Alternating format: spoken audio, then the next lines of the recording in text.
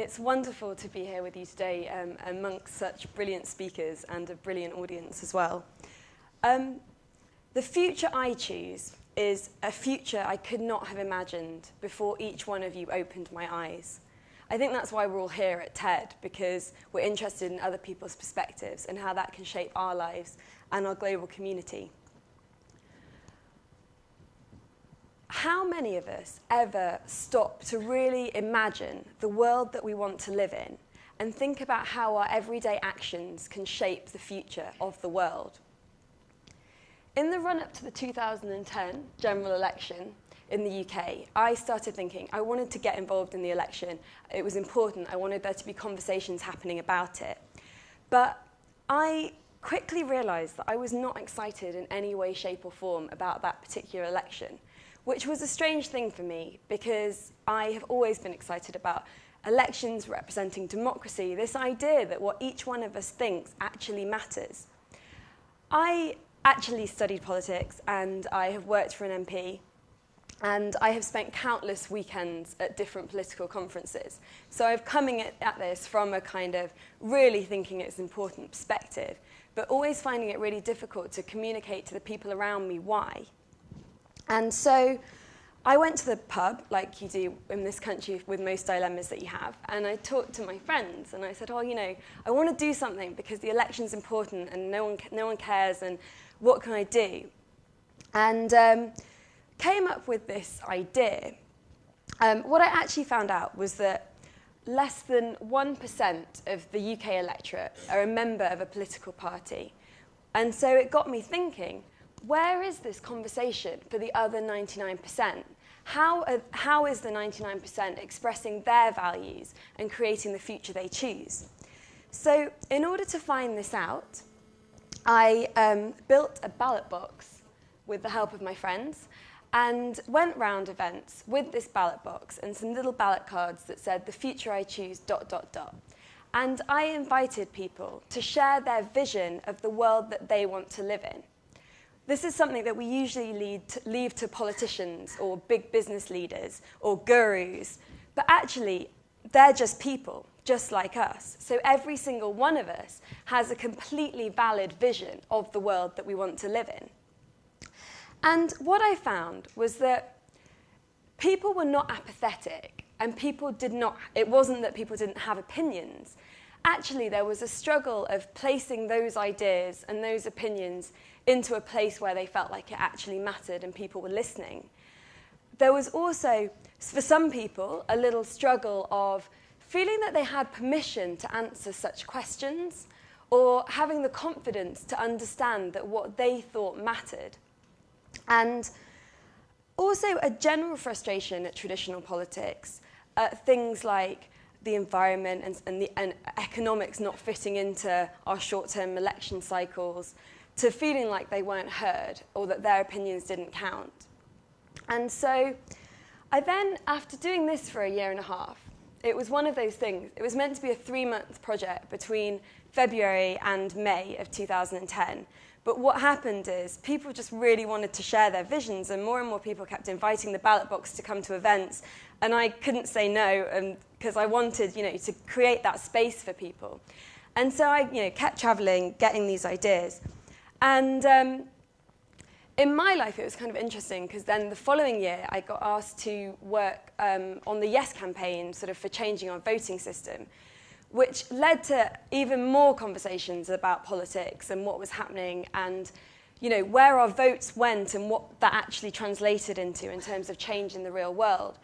And it got me thinking that the vision's not enough. A vision's a great starting point, but actually it's about the ways that we then create the thing that we vision, which we all do in business and in other areas of our lives, but why don't we do it for activism and the kind of human being and our values, what we want to give to the world?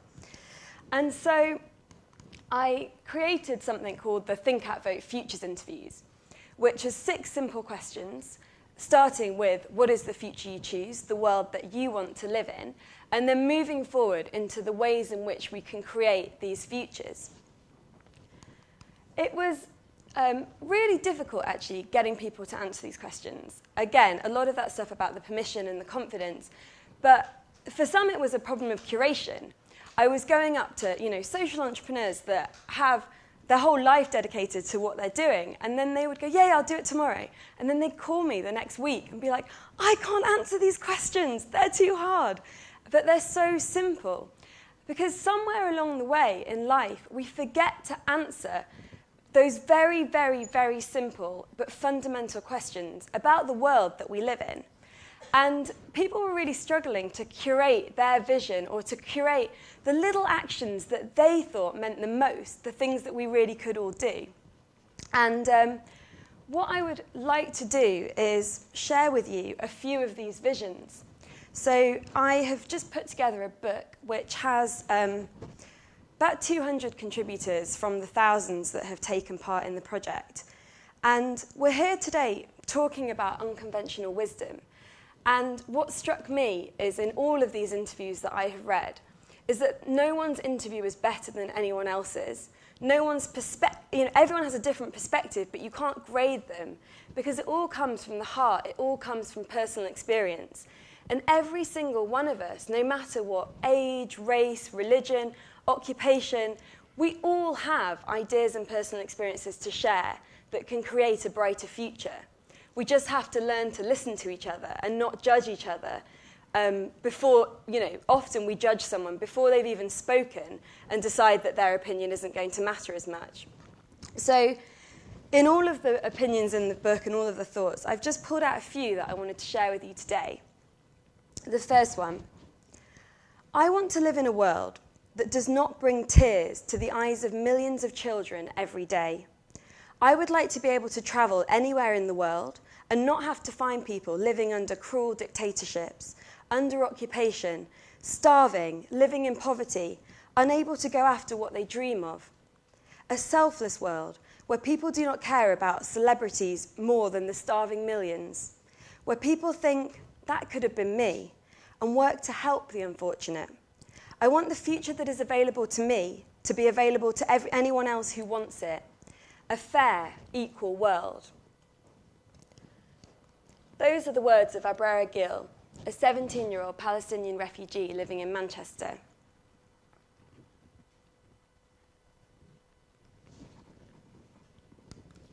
This next one is actually a memory, so it's something that has informed the future for the world that this person chooses. I have a picture in my head from about 30 years ago, in my early 20s, playing football in my father's village with all these children, some of whom were my half-brothers and sisters.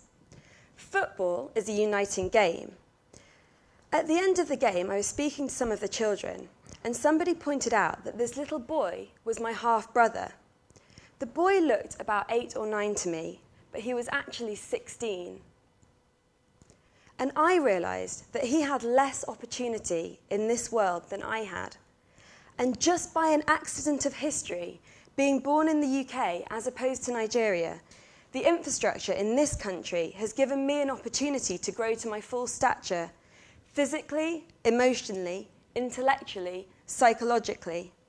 A gift I wouldn't have had I been born in the country of my heritage. And unfortunately, that situation still exists. These are actually the words of Chris Akabusi, a world champion athlete and MBE.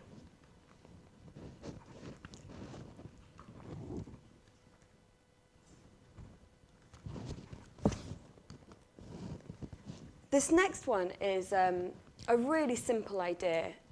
We talk a lot about Twitter and Facebook. We have a hashtag for today. And it's an action, something that we can all start doing in our daily lives. Use social media in a constructive way. I know we all like to log into Facebook and see where our friends are spending their summers, or who went to which party. But really, that's a pretty lame use when you realise that the same thing that you're already logging into every day has the potential to liberate countries, galvanise youth movements, or turn mind-blowing scientific discoveries into water-cooler discourse. Be a curator for change. You may start a domino effect. These words are from Max Lugover, a 30-year-old American filmmaker and musician.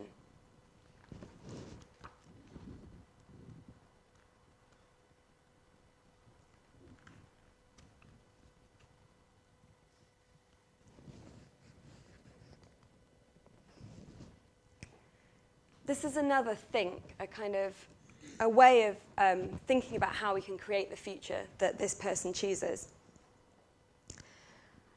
I think the solutions to the biggest problems faced by people and the planet are to be found in nature.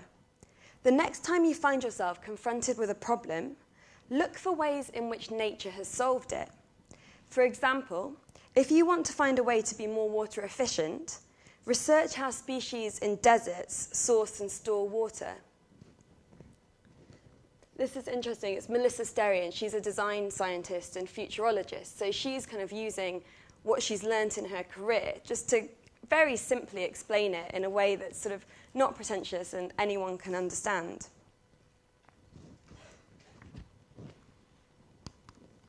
And then one last one from the book. Think about what you wear. Clothes are an important part of our daily lives, and the fashion industry employs 1/6 of the world's population. We have the opportunity to affect millions of people's lives and to protect our environment by how we shop and what we wear. Fashion production is riddled with environmental and social problems, from toxic chemical dumping to human rights abuses. We all need to be more conscious about what we let into our wardrobes, what we do with things that we don't want anymore, and how we stand up to companies that are putting money before our planet and the people involved in making our clothes. How can we enjoy expressing ourselves through fashion or the comfort and warmth of clothes if what we are wearing has caused pain and destruction on its way to us? That's actually one of mine. And the reason that I showed that was to share with you that, any of us, we all have ideas, we've all picked up things along our journey that are useful for other people to understand. So what I want to do now is actually invite you all to go on a little journey with me and close your eyes and think about the future that you choose. I know you could all go and do it tonight at home, but it's Saturday night. You've probably got other things to do that will distract you. And for everyone watching at home as well, this is not a toilet break or a chance to go and make a cup of tea. So if we all just close our eyes and just think, what does the world that you want to live in look like?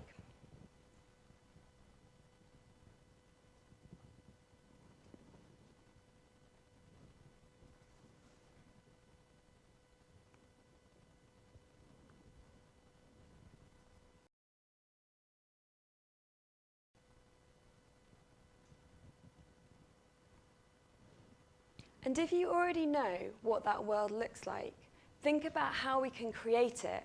What's a think, something that has inspired that world? A think could be a memory, a piece of art, an article, a film, anything. What's an act, something that we can all do to help create that future in our daily lives? What's a vote, something that we can support to create that future? It could be an organisation or a charity or even a political party. What's your future soundtrack, the song that you want to take with you to the future that has inspired you? And with so much to do online, what are your 5 all-time inspiring and interesting web links that you want to share with everyone else? Those are the 6 questions that make up the Futures interviews. And I would like to invite you to think about those in more depth in your own time and share the answers with our online community. But also to think, how active are you in creating that vision of the future that you choose? If I had 5 minutes with every human being on the planet, these are the questions that I would ask them.